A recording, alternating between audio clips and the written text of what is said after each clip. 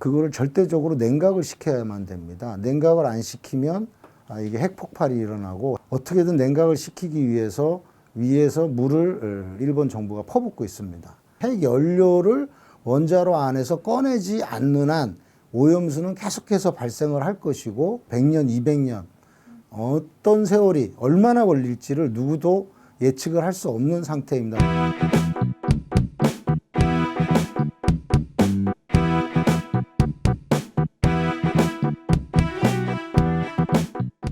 안녕하세요. 저는 새알톡의 강원주입니다. 오늘 모실 분은 반핵의사회에서 운영위원으로 활동하시는 박찬호 선생님이신데요. 후쿠시마 오염수의 진실 신문십답 소책자도 만드셨고, 또 최근에는 인도주의 실천의사협의회와 후쿠시마 핵오염수 한국 정부의 괴담 신문십답 소책자 제작에도 함께 하셨습니다. 박찬호 선생님께는 후쿠시마 핵오염수가 얼마나 위험한지, 그 안에 이제 포함되어 있는 방사성 물질들은 얼마나 위험하고 우리에게 어떤 영향을 미칠지에 대해서 조금 질문 드리도록 하겠습니다.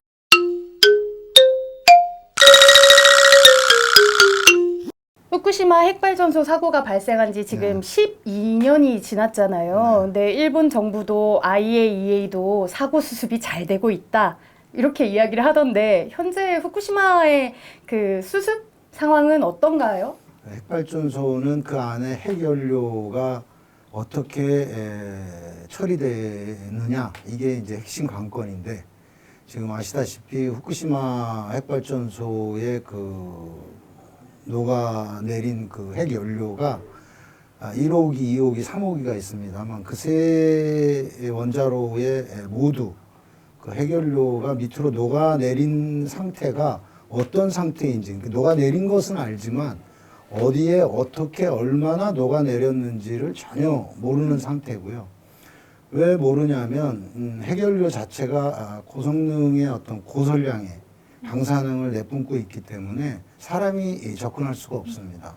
그래서 로봇을 이용해서 거기에 정보를 파악하려고 하고 있는데, 로봇 자체도 이게 반도체로 되어 있기 때문에 접근하면은 그 방사선에 의해서 다 망가지는 거죠. 그래서 지금 그 안에 로봇가 고장나 있거나 뭐 어디 구조물에 걸리거나 해가지고 40대가 넘는 로봇가 들어가 있지만, 아직도 일본 정부는 하나도 거의 파악을 못한 상태입니다.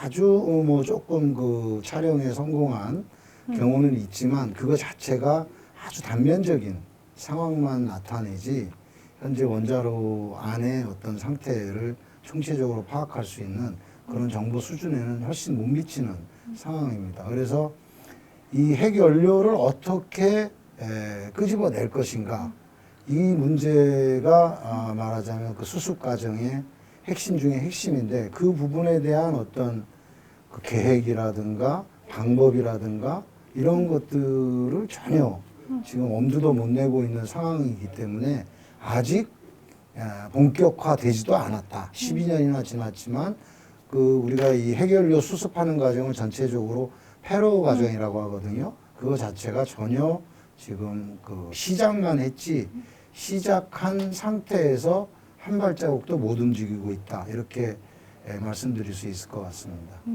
그 일본 정부와 도쿄전력이 뭐 잘 수습하고 있다라는 건 한마디로 거짓말이라고 할 수 있겠네요.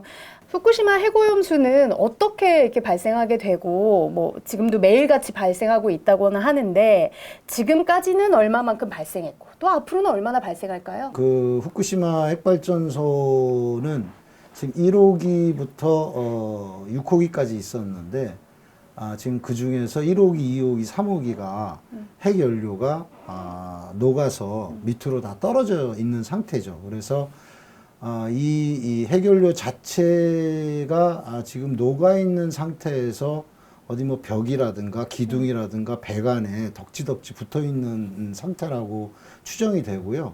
거기에 이제 이 핵연료 자체가 그렇게 녹아 있어도 핵연료는 핵연료이기 때문에 그거를 절대적으로 냉각을 시켜야만 됩니다. 냉각을 안 시키면 이게 핵폭발이 일어나고, 핵폭발이 일어나는 순간 뭐 일본뿐만 아니라 전 세계적으로 많은 사람들이 피해를 받을 수가 있고요. 그래서 어떻게든 냉각을 시키기 위해서 위에서 물을 일본 정부가 퍼붓고 있습니다.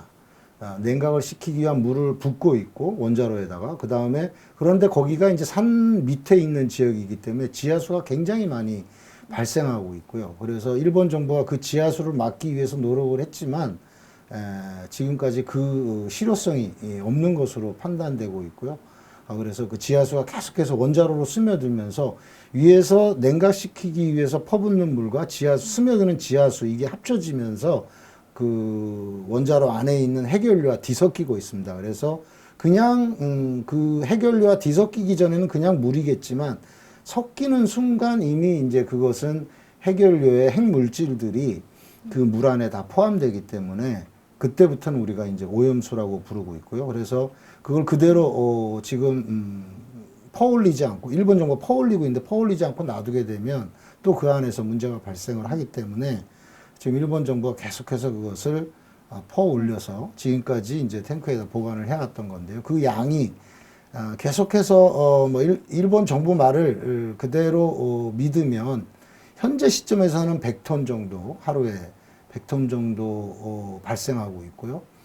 그러나 최근까지 130톤 또 작년에는 뭐 150톤, 170톤 이런 식으로 양이 많았지만 일본 정부가 계속해서 줄이고 있다 이런 자체적으로 그런 얘기를 하고 있기 때문에 그 말을 그대로 믿는다면 현재 하루에 100톤씩 한 달에 약 3,000톤씩 이렇게 발생한다고 봐야 되겠습니다.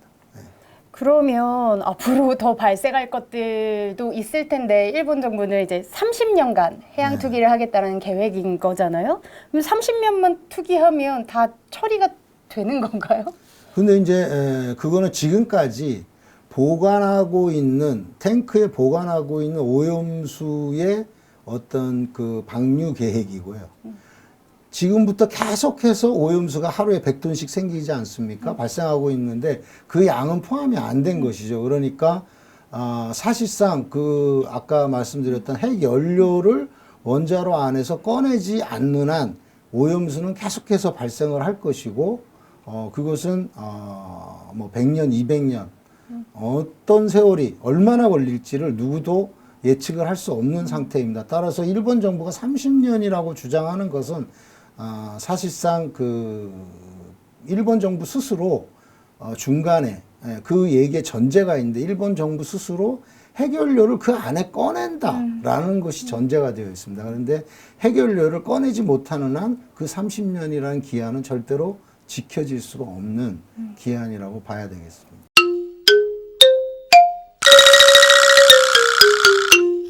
아무래도 시민분들이 제일 우려하는 거 이제 방사성 물질이잖아요. 그게 매우 위험하다, 뭐 인체에 영향을 준다 이런 것 때문인데 지금 오염수 안에는 어떤 방사성 물질들이 있는지 그리고 가장 심각하다, 뭐 여러 가지가 있다라고는 이렇게 이야기가 되는데 그 중에 가장 위험하고 심각하다라고 보는 방사성 물질들에는 어떤 게 있을까요? 예.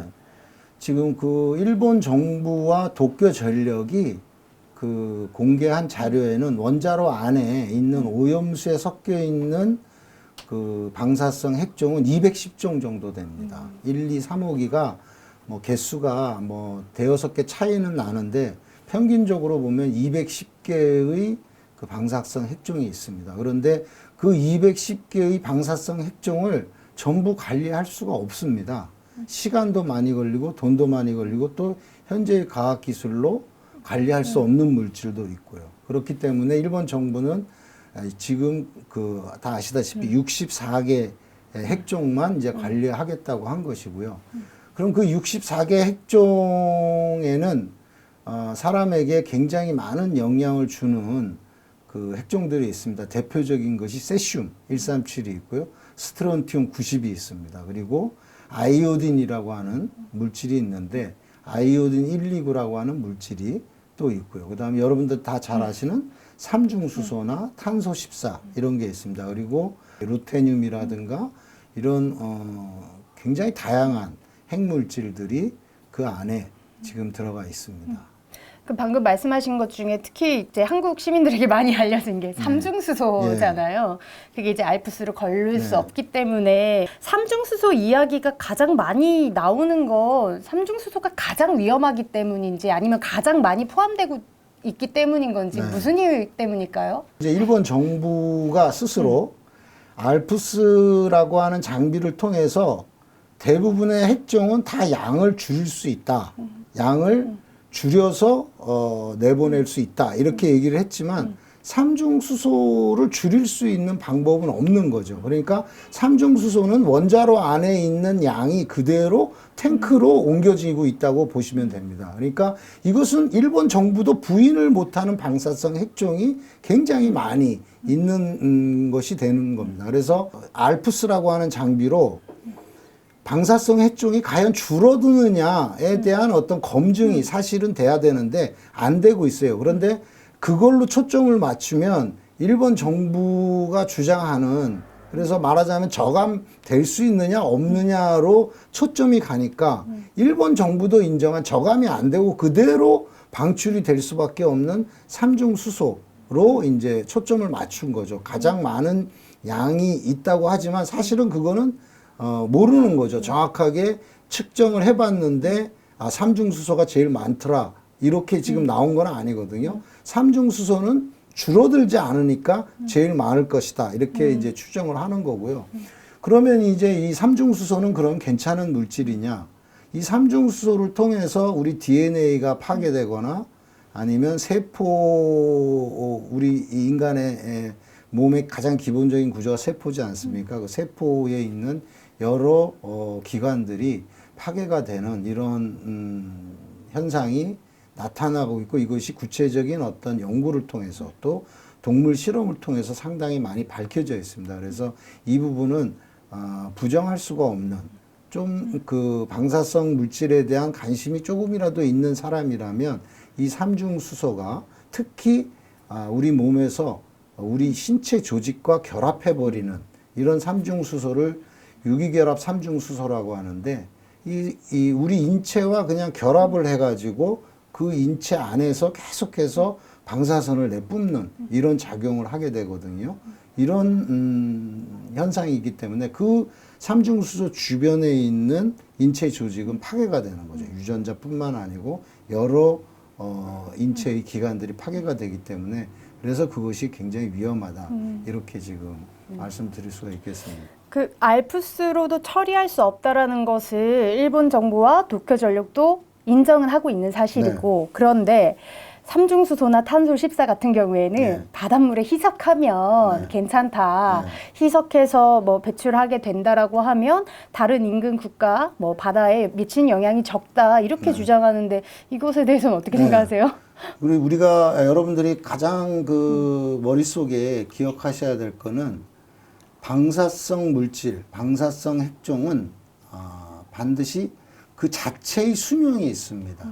우리가 이것을 일반적으로 반감기라고 하는데, 방사성 핵종은 반감기가 지나야만, 반감기의 10배의 시간이 흘러야만 사라진다라는 점을 반드시 알고 계셔야 되겠어요. 그래서 희석을 아무리 해봐야 방사성 물질 자체가 없어지는 건 아닙니다. 흩어지는 것이죠.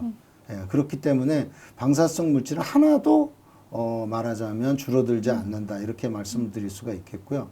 나머지 물질들은 무슨 그 흡착하는 그런 물질을 이용해서 흡착판 혹은 뭐 걸러내는 일종의 그 먼지를 걸러내듯이 방사성 물질을 걸러낸다고 지금 일본 정부가 주장하고 있는 것인데, 그렇다고 하더라도 그 걸러내는 그 흡착판에 그렇다면 방사성 핵종이 굉장히 많이 묻어 있지 않겠습니까? 그 흡착판에 대한 처리는 그러면 어떻게 하고 있느냐? 이런 것들도 아직 사실 분명하게 공개되어 있지 않은 상태입니다. 그렇기 때문에 삼중수소만이 아니고 그 안에 있는 모든 210종의 방사성 물질이 이제는 바다로 다 흩어진다. 이렇게 생각하시면 되겠습니다.